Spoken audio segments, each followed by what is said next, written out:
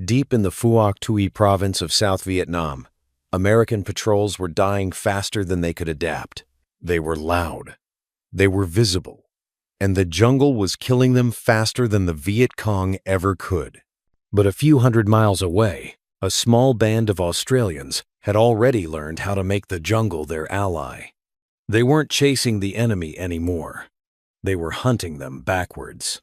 How did a few hundred men from the Australian SAS change the way the most powerful army on Earth fought its wars? When American forces arrived in Vietnam, they brought with them the doctrine that had won World War II and held the line in Korea: armor, air power, artillery support, large unit sweeps through hostile territory with overwhelming force. It was a strategy built on visibility and volume. Show your strength. Make the enemy fear your presence. Control the ground through sheer military might. But Vietnam wasn't Europe, and the Viet Cong weren't fighting that kind of war. They used the jungle like a weapon. Ambush from the shadows. Vanish into the green. Strike again when you're not looking. The dense canopy swallowed American patrols whole, turning their technological superiority into a liability. Helicopters couldn't see through triple canopy jungle. Artillery couldn't hit what wasn't there. And boots on the ground moved like parades through a forest that had learned to listen. Entire platoons announced their presence hours before they arrived. The clink of equipment, the static of radios, the snap of branches under heavy boots. The enemy didn't need to see them. They could hear them coming from a mile away. Power was useless. When it couldn't see its target, American casualties mounted. Frustration grew. The jungle wasn't neutral territory. It was the enemy's home, and they knew every inch of it. For all their training, all their firepower, all their resources, the Americans were fighting blind. Something had to change. In 1965, Australia committed combat forces to Vietnam alongside their American allies. By 19, the first Australian task force established a base at Nui Dat in Phuoc Tuy province, operating in some of the most dangerous jungle terrain in the entire theater. Among them were operators from the Australian Special Air Service Regiment, the SAS. They were quiet, they were efficient, and they had a reputation that preceded them. While American units often struggled to make contact with an enemy that refused to stand and fight, the SAS seemed to find them effortlessly.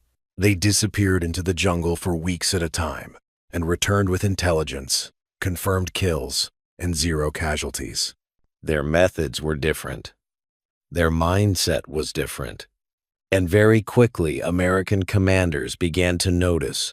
What did the Australians know that the Americans didn't? The Australian SAS traced their lineage back to the British Special Air Service, forged in the deserts of North Africa during World War II. But the Australians had refined their craft in the jungles of Borneo and Malaya during the 1950s and early 60s, fighting communist insurgencies in some of the most unforgiving terrain on Earth.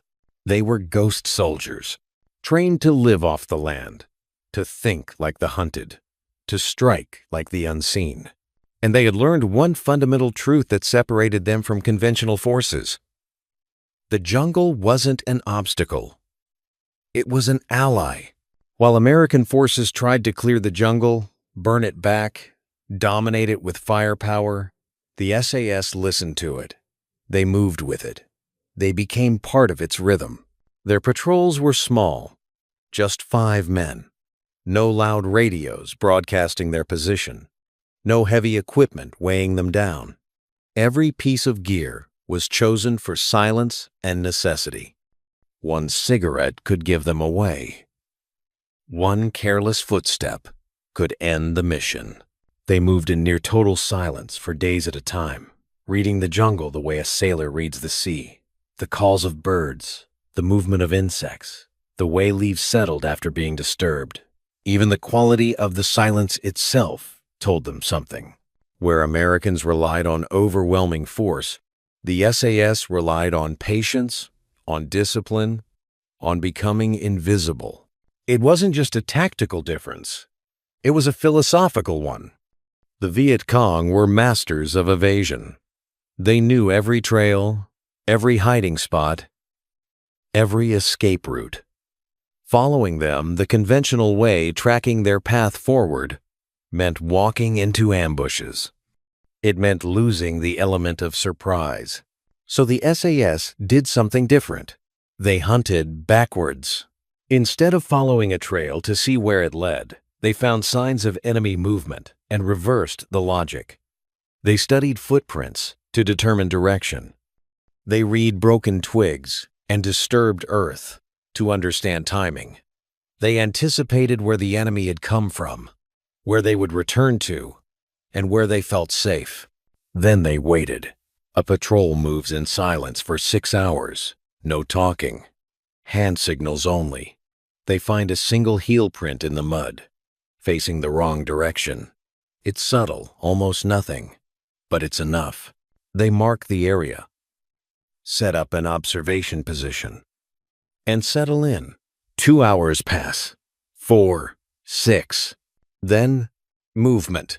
The Viet Cong patrol returns, relaxed, thinking they're safe. They're moving through their own territory, along a trail they've used 100 times. The SAS doesn't fire immediately.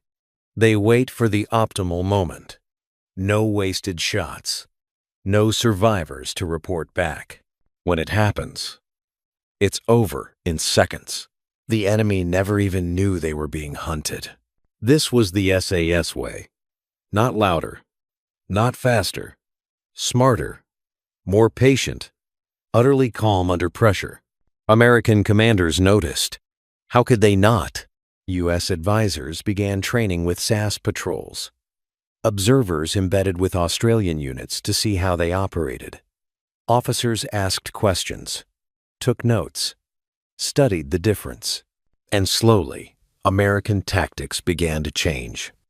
The U.S. Army's Long-Range Reconnaissance Patrols, LRRPs, started adopting SAS methods. Smaller teams, emphasis on stealth over firepower, reconnaissance before engagement, silence as a weapon. Navy SEALs operating in the Mekong Delta incorporated SAS ambush techniques. Marine Force recon units adjusted their training.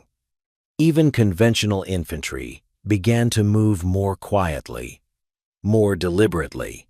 The shift wasn't immediate, it wasn't universal, but it was real. American soldiers who trained alongside the SAS came away changed. They stopped trying to impose their will on the jungle. They learned to read it, to respect it, to move through it like water instead of a battering ram. The Australians weren't trying to win the jungle. They were becoming part of it. And in those months, in that blood-soaked corner of Southeast Asia, the United States didn't just learn new tactics. They learned humility. When American troops first joined Australian SAS patrols, the culture shock was immediate. Everything was different. The Australians moved with almost no gear. No radios crackling with chatter. No loud coordination. Just silent hand signals and eye contact. They walked slowly, deliberately, testing every step before committing their weight. Some removed their boots entirely, feeling the ground through their socks to avoid snapping branches hidden under leaves. American soldiers used to volume and aggression had to relearn everything. Don't talk, don't smoke, don't make unnecessary noise. Watch where you step, listen more than you look. Patience isn't a virtue here, it's survival. One joint patrol moved through dense jungle for 3 days without making contact. On the 4th day, they stopped. The Australian patrol leader raised his fist freeze. Nothing. No movement. No sound. The jungle around them was completely silent. One of the American soldiers whispered, "What is it?" The Australian didn't answer immediately. He just listened. Then, quietly, the birds stopped singing. Something's here. They held position for 20 minutes. No movement. Total stillness.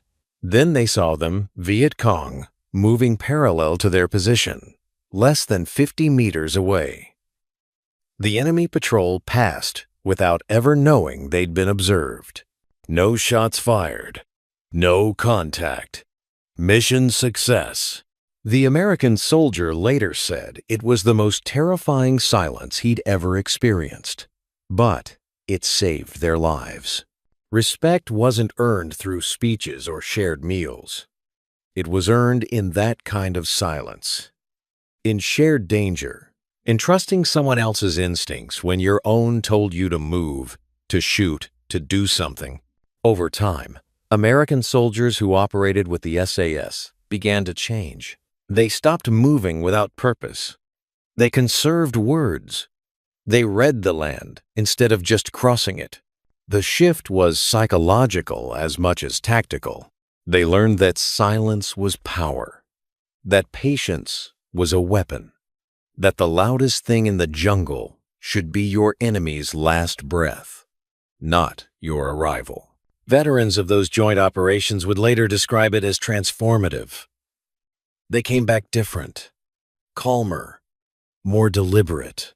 They'd learned to see war through a different lens, not as a contest of firepower, but as a test of discipline and awareness. The jungle stopped being an enemy.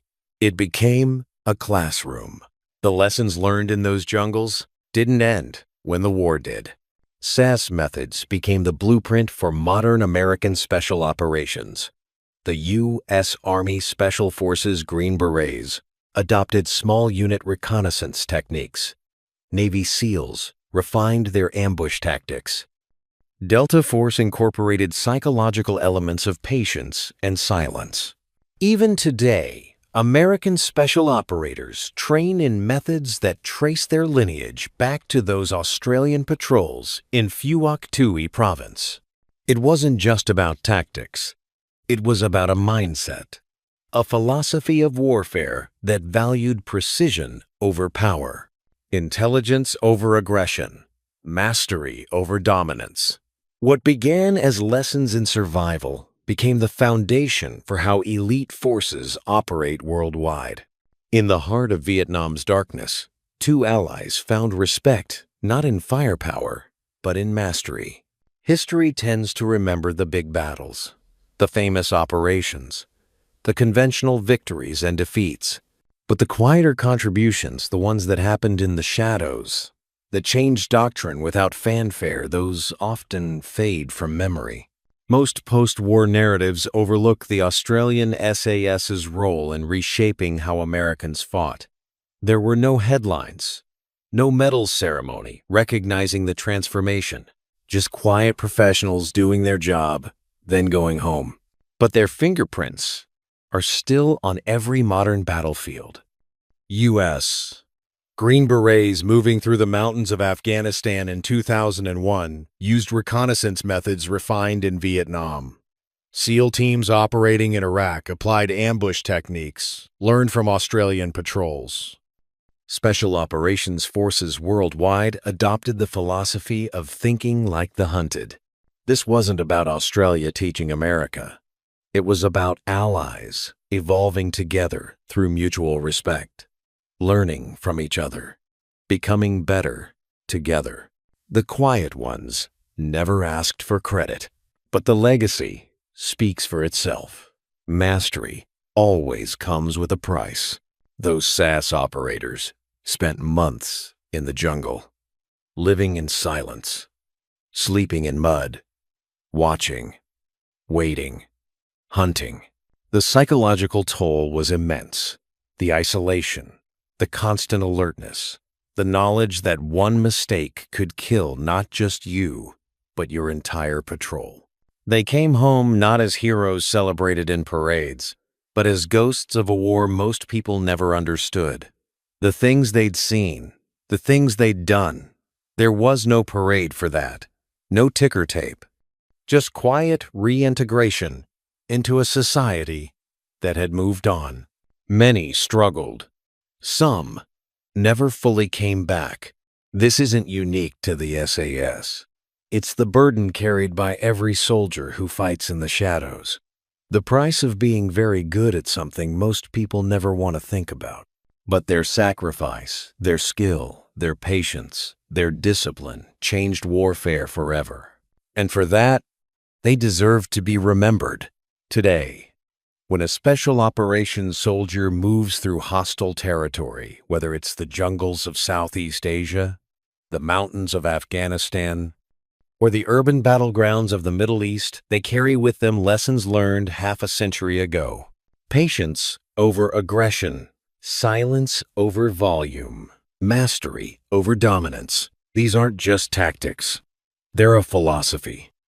A way of thinking about warfare that recognizes the value of humility, the power of discipline, and the importance of learning from those who have walked the path before you. The Australian SAS didn't change American warfare by demanding recognition. They did it by demonstrating excellence, by showing that there was another way, a better way. And when the most powerful military on earth recognized that they could still learn something, that's when everything changed. In every shadow a modern soldier moves through today, from the jungles of Southeast Asia to the deserts of the Middle East, echoes the patience, precision, and humility taught by a few Australians half a century ago. Power may win wars, but mastery wins respect.